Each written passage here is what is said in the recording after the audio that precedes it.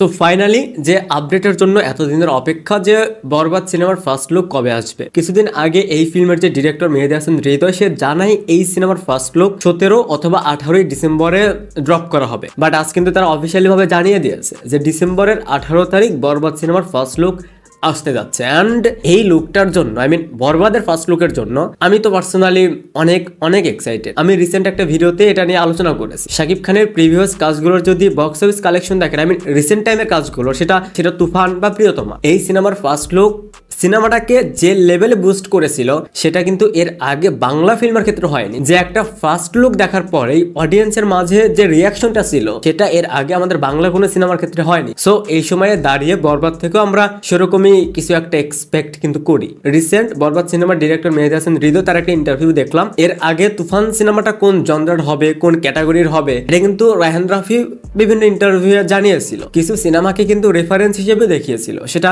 Animal বা সেটা কেজিএফ বা সেটা জওয়ান। আমরা কিন্তু তুফান থেকে গল্পটা ভিন্ন বাট লুক অ্যান্ড ফিল কিন্তু সেটা পেয়েছি। সো সেখান থেকে তাহলে বরবাদ সিনেমার রেফারেন্স হিসেবে কোন সিনেমা রয়েছে? সো এটাও মেহেদী হাসান হৃদয় বরবাদ সিনেমার ডিরেক্টর সে রিসেন্ট একটা ইন্টারভিউ জানিয়েছে বরবাদ সিনেমাকে রেফারেন্স হিসেবে সে দুইটা সিনেমার নাম বলেছে, একটা হচ্ছে অ্যানিমাল আর একটা হচ্ছে বিক্রম। আমরা নর্মালি জানি যে বরবাদ সিনেমায় প্রচুর ভায়োলেন্স থাকবে, গল্পের যে প্যাটার্নটা হবে সেটাও অনেক ডিফারেন্ট। এইখানে যেহেতু রেফারেন্স হিসেবে দুইটা সিনেমা, একটা হচ্ছে বিক্রম আর একটা অ্যানিমাল। সো বিক্রম সিনেমার যে স্টোরি প্লট সেরকম হয়তো হতে পারে বরবাদ সিনেমার স্টোরি প্লট। দ্বিতীয়ত যেহেতু অ্যানিমাল সিনেমাকে রেফারেন্স হিসেবে রাখা হচ্ছে, আর এদিকে আমরা জানি বরবাদ সিনেমায় প্রচুর ভায়োলেন্স থাকবে, যেটা এর আগে আমাদের কোনো ফিল্মে হয়নি, ইভেন কলকাতার কোনো ফিল্মেও দেখা যায়নি। সো এই যে ভায়োলেন্সটা থাকবে, আর যারা অ্যানিমাল সিনেমাটা দেখেছেন সেই সিনেমায় কিন্তু প্রচুর ভায়োলেন্স ছিল, সেই সিনেমার যে অ্যাকশন সিকোয়েন্স গুলো ছিল সেটা কিন্তু খুবই র ছিল। সো বরবাদে যেহেতু ভায়োলেন্সটা থাকবে এবং সেই ভায়োলেন্সটা কোন লেভেলে হতে পারে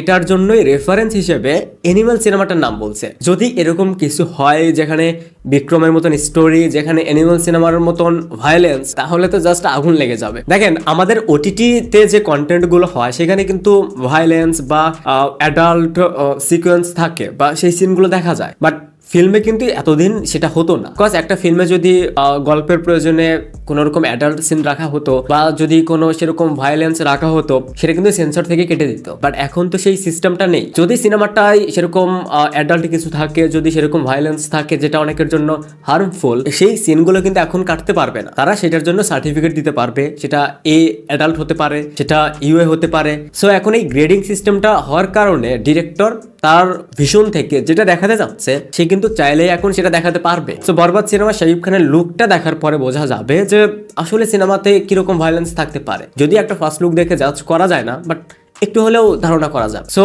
অপেক্ষার মাত্র 2 দিনের 18 ডিসেম্বর বরবাদের ফার্স্ট লুক আসতে যাচ্ছে। আপনারা কতটা এক্সাইটেড সেটা অবশ্যই কমেন্টসে জানাবেন। Thanks for watching.